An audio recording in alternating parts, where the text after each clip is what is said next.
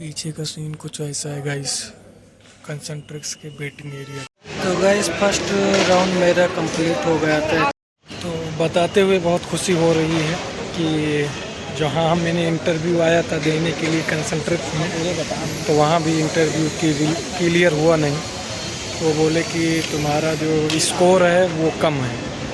So today guys welcome back to my YouTube channel. तो आज के इस ब्लॉग में हम चल रहे हैं इंटरव्यू देने कंसंट्रिक्स इंडिया प्राइवेट लिमिटेड में, जो कि ये सिचुएटेड है DLF साइबर सिटी फेज 2 में। शायद एग्जैक्ट लोकेशन मुझे नहीं पता है, लेकिन जगह पता है कहाँ पर है। तो देखते हैं, चलते हैं वहीं पर। और गाइस अभी ये चल रहा है, जो सीज़न चल रहा है ये ठंडी का चल रहा है, दिसंबर का महीना है। लेकिन आप बिलीव नहीं कर सकते हैं कि दिल्ली में इतना अच्छी धूप निकली है कि ज़्यादा ठंडी लग ही नहीं रही है। ऐसा लग रहा है कि ना ज़्यादा ठंडी है और ना ही ज़्यादा गर्मी है। वैसे कल शीत था, लेकिन आज शीत भी नहीं है। गाइस हम यहाँ से लेंगे ऑटो हनुमान चौक के लिए, और फिर हनुमान चौक से चेंज करेंगे शंकर चौक के लिए। तो गाइस ये नोबल इनक्लेव है, यहाँ भी बहुत सारे लोग रहते हैं और हम ऑटो से सफ़र करते हैं। तो गाइस फाइनली मैं पहुंच गया हूं शंकर चौक में, और अभी जस्ट ऑटो से उतरा हूं।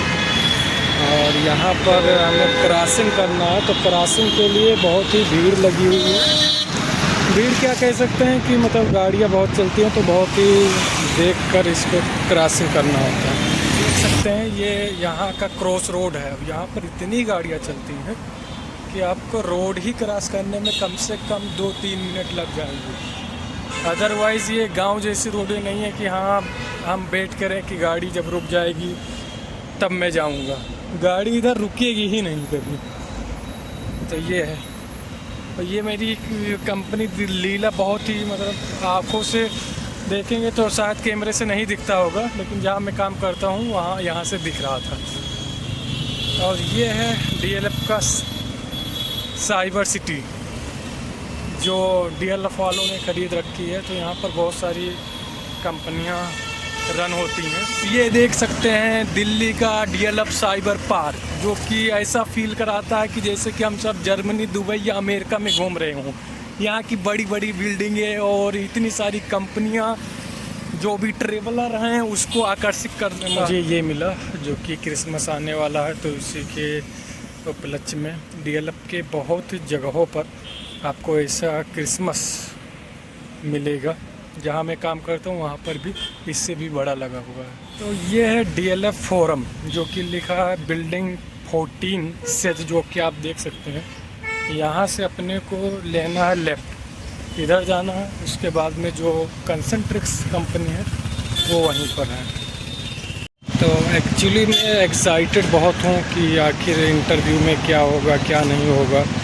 बिकॉज ऑफ दैट जो तैयारी भी करना था इंटरव्यू से रिलेटेड, वो भी मैंने क्वेश्चन आंसर देख लिए थे और उसको रिवाइज कर लिया था।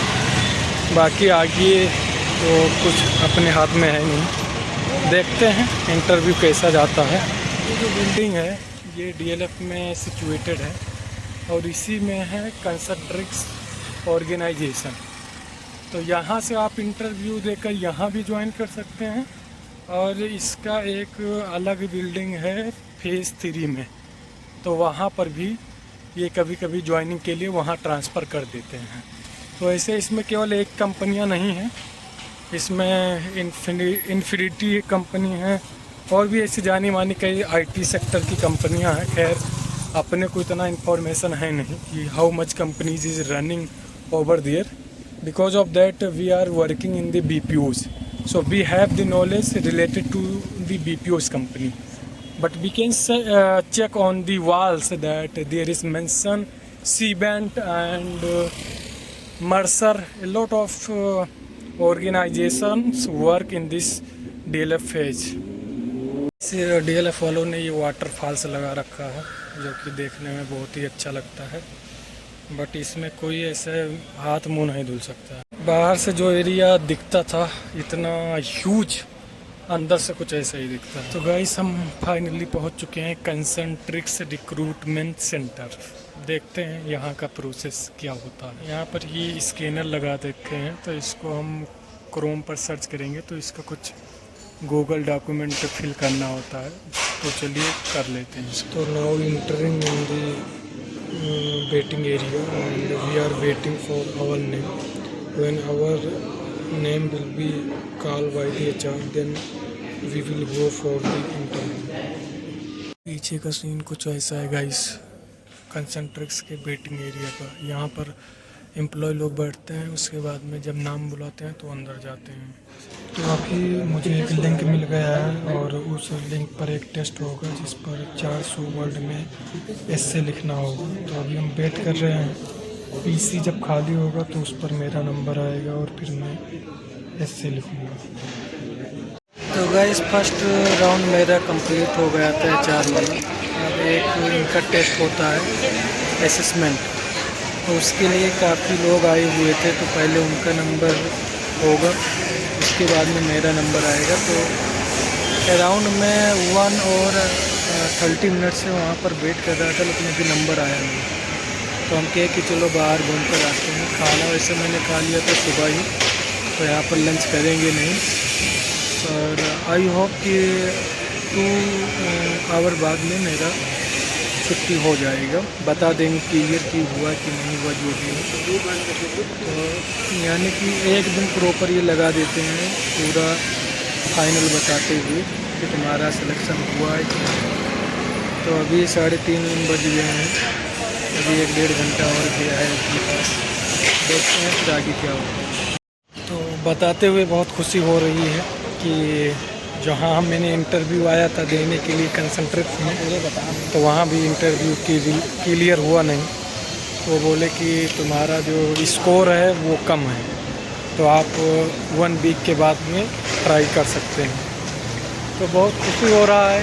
इंटरव्यू उनका रिज़ल्ट बताने से पहले पता नहीं, ऐसे पता था कि क्लियर नहीं होगा।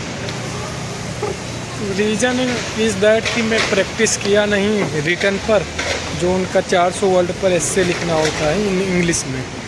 सो I did not practice any at last weekend, so that's why practice अगर हम किए होते at least 1 week regular, so might be that this exam will be cleared, but we can't do anything and she told me that you will visit after 1 week if you will want to do MCAT.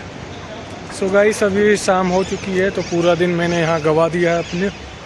Okay, ना कुछ मिला, बस experience मिला कि वही चीज़ें बार बार कि कहीं ना कहीं कुछ चीज़ें स्टक हो जाती है, जिसकी वजह से इंटरव्यू क्लियर नहीं हो पाता है।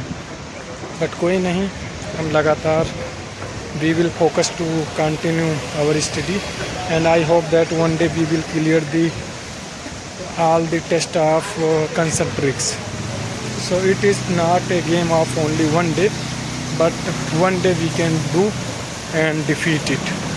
अभी यहाँ से घर चलने का प्लानिंग हो रहा है। अब यहाँ से अभी जाएंगे, ऑटो पकड़ेंगे, फिर घर पहुँचते हैं। तो दोस्तों ये है रैपिड मेट्रो, यहाँ से ये सिकंदरपुर होते हुए जाती है, और ये दिल्ली मेट्रो नहीं है, ये रैपिड मेट्रो है जो कि 1 लाइन पर है।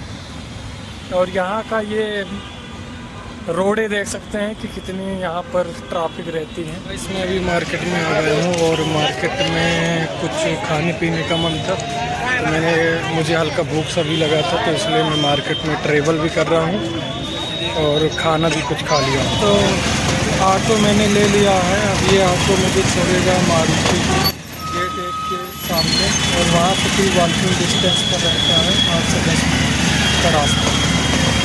यहाँ पर ट्रैफिक ज़्यादा है, इसलिए थोड़ा स्लो चल रहा है। व्यू कुछ इस तरह से है, आगे ट्रैफिक है। तो गाइस फाइनली मैं पहुँच चुका हूँ मारुति, जहाँ पर मैं रहता हूँ, और चलते हैं रूम पर।